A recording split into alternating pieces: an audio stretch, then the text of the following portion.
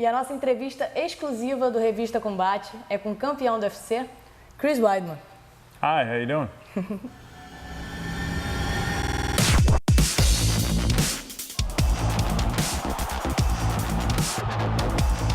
So Cris, let's talk about your fight with Luke.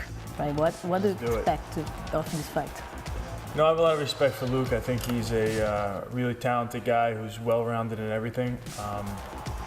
So I'm preparing for a really tough war, just like I've prepared myself in other fights.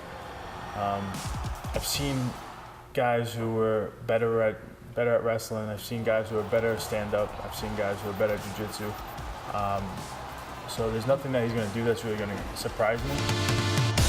Yeah, he was saying a lot of things about you, like you're slow, you're a little clumsy. What do you think about that?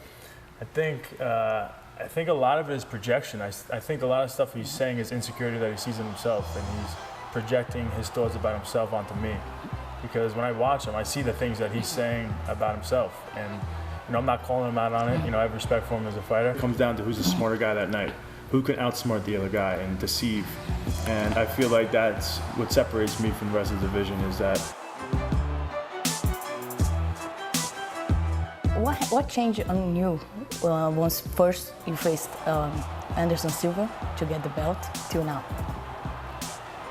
Nothing. At the end of the day, my goal and my dream was to fight Anderson Silva and to win the belt, and it was everything I could ever ask for. It went perfect. But at the end of the day, when you walk into the bathroom, you look yourself in the mirror, you're still the same old person. You accomplish the goal, but life goes on, and you don't really change as a person unless you really want to, which I don't. I want to stay humble. I want to, keep my family close and keep doing the right thing. Obviously, more people recognize me now, and I've got more fame because of the fights with Anderson Silva. And you keep working hard, I keep accomplishing my goals. I'm sure it's going to get even worse. So Anderson Silva was a guy who I had to get in the octagon with, a guy who I had to prove to people that I could beat. Because I really believed I could beat him. I just felt like I had the potential and the talent and the work ethic to put it all together and to beat him. And there's nothing better than beating somebody that nobody thinks can be beat. Anderson failed on drug test on his last fight. Yes. Do you think he was using drugs when he fought you? I think it's bad to assume in any direction. So I'm not going to waste. I'm not going to try to take away from everything he's accomplished based on my thoughts. I know my thoughts and my words carry more weight than I even want them to. So if I start saying that he was doing it his whole career, then people are going to actually believe some of that. And for me, we'll never know. Now let's talk about injuries. You had a lot of injuries during your career. That's something that you're doing, like you're changing on your training camp and things like that to avoid it? Yeah, there's a lot of things over time that I've learned. Try to be smart with the camp. I always do proactive, like prehab, like basically rehab, but before you're injured.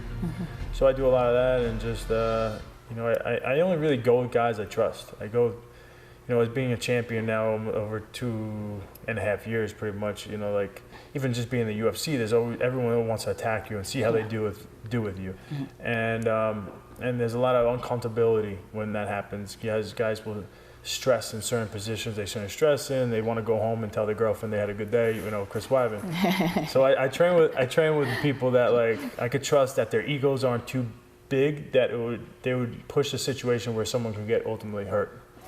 What do you think is your secret to be the champ? For me, I think being married was huge. I think being a single guy in this sport, there's so many distractions, and I think that was definitely a huge thing for me, that I have a good wife who's supportive. So that's one, and then I think just working hard and focusing on the things that are important, not getting sidetracked. But again, it's like, there's no magic bullet for success. It really just comes with hard work. That's really it. I want to go up one division because you don't have challenges in your division. Do you have a real plan for that? Yeah, I think I have great challenges right now. You know, Luke, and then the winner of Jacare and Yo Romero. But I think after that, it's a lot of the guys I already beat. You know, if you want to throw Bisping in there, if you want to throw another Anderson Silva fight.